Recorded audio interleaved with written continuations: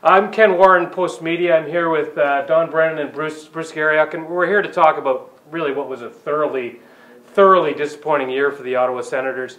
I mean, just about everything that could have gone wrong did go wrong, from goaltending to injuries with Erik Karlsson and Mark Stone, bad penalty killing, bad power play. Guys, what in your mind went wrong? Well, I mean, I think the expectations right off the go were such that after getting to within a goal of Stanley Cup Finals last year, we really thought a lot of this team. I don't know if they were ever that good. I mean, they exceeded expectations last year, and they just fell short this year. But you're right. I mean, if you're going to pinpoint something, to me, it's the goaltending. I think the goaltending really let them down. The 75 or 80 more goals against this year than last year. You know, I think when you look at the season, guys, the expectations were such that they would get back to where they were last year. And everybody thought, we all thought going into the season that they were going to battle for a playoff spot. And you're right, Don, when they didn't get the goaltending, that hurt them. But I really think what they battled through the first half of the season was the injury to Erik Karlsson. I think that he said yesterday that he was slowed until Christmas time. He missed the first couple of weeks of the season. I just don't think he was the player that everybody expected him to be before he had the injury. And I think the other factor is they brought in Johnny Oduya to play with Erik Karlsson, and there was never comfort there. Johnny Oduya was never a replacement for Mark Method. I think Erik Karlsson, that's a good topic right there. Erik Karlsson, I saw him play, and I didn't really notice a lot of difference in his style and his skating. If you're going to lean on the injury, explain then why was he the guy that he just didn't pay attention to his defensive zone like he had in past years, or last year in particular. I wouldn't put that on the injury at all. I think it looked to me like Erik Karlsson didn't want to be here, and I don't think he's going to be here going forward. I don't think that the club is going to offer him enough money. They'll offer him the term, but I don't think he's going to be here. I think we've seen the last of Erik Karlsson. I don't think he'll be back either, but I do think he wanted to be here this year. I think he tried to push himself through the injury.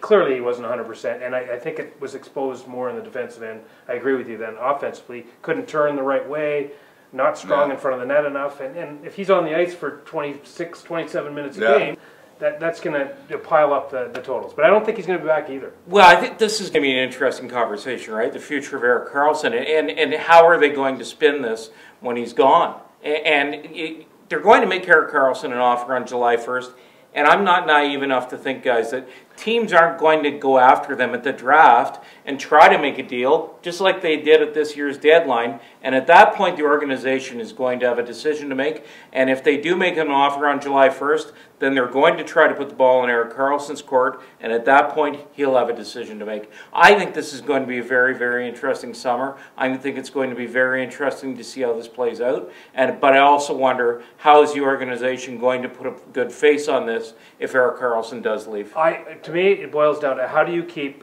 Erik Karlsson, Matt Duchene, and Mark Stone, the three big players long-term with the kind of money that they deserve based on the marketplace. I don't know how you can do that, especially we know that this isn't going to be anywhere close to a salary cap team. Yeah, you don't win that way. You cut out a lot of the third-line guys, the Jean-Gabriel Pageaus, the Zach Smiths. If you're going to make some cap room, that's what you're going to have to do. And I think those guys are essential, especially in playoff time. I don't think the recipe to success is building on the three top guys and having the great drop-off after that. And you have to wonder, do those three top guys, the three guys you mentioned, want Guy Boucher back as the coach of this hockey team if they are back next season? Now look, I think Duchene and Stone are going to be here, but I wonder in those exit meetings with Pierre Dorion and Randy Lee on Monday, what kind of reviews Guy Boucher got?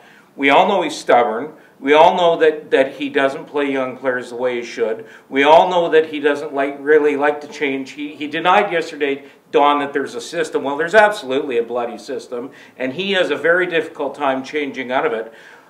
I personally feel that Guy Boucher will be back, but I do not think they can bring him back with this coaching staff. If they don't make any changes to that coaching staff, that sends the wrong message to the city. Well, they'll make a change. Yeah, they'll make a change with the assistant coach or whatever. Is that going to make a big difference? I don't know. I think Guy Boucher will be back. I think he deserves to be back. I mean, how many times are you going to pinpoint the coach and, oh, the players don't like him? The players don't like Paul McLean. Oh, they're not playing for Dave Cameron. They don't like Corey Klusen. They don't like anybody.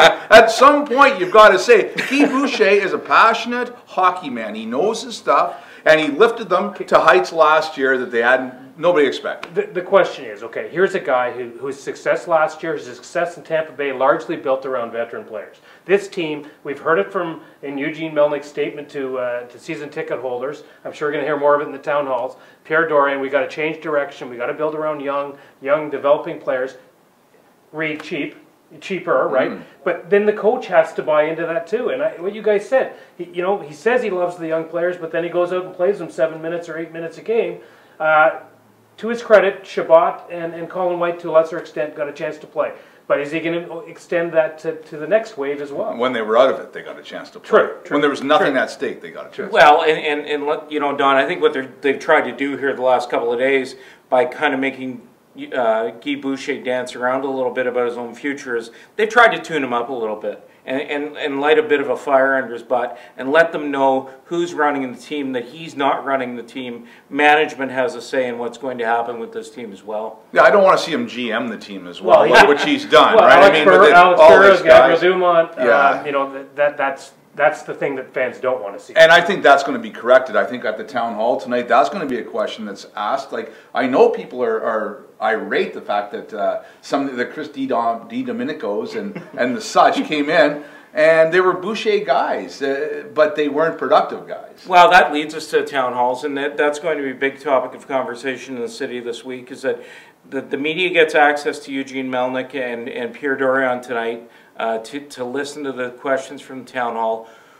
What do you think the sentiment of the fans will be? I think when you have season ticket holders in a room, you've got a pretty good audience to yourself. I think that people are making way more out of these town halls than you can absolutely expect. There's not going to be any arguments. There's not going to be any fights. There's not going to be anybody standing there with signs that say Melnick out. This is going to be a pretty, I would say, serene setting where the Senators are going to get asked some. Are they going to ask some tough questions? Sure, they'll get asked some tough questions.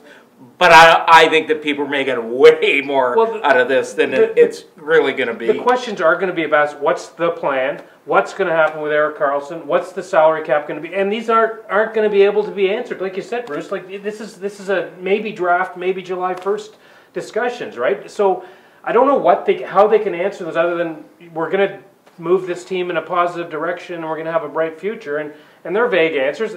Those are the answers they have to give right now because we don't know what the future is going to be with the key players. But I hope the fans come with some pretty tough questions. I hope they hold people accountable. Like this has been spinning around. Even though they made the playoffs last year, it's looking like it was more of a fluke than the trend.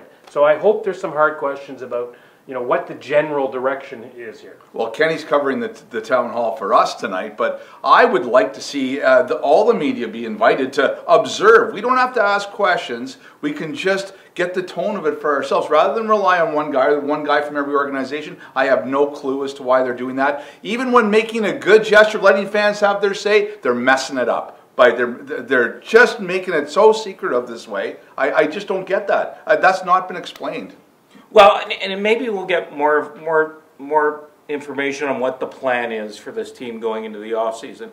I know what our plan is. We're going to give you wall-to-wall coverage of the Senators and whatever moves they make during the offseason. For Post Media, I'm Bruce Garriock with Don Brennan and Ken Warren.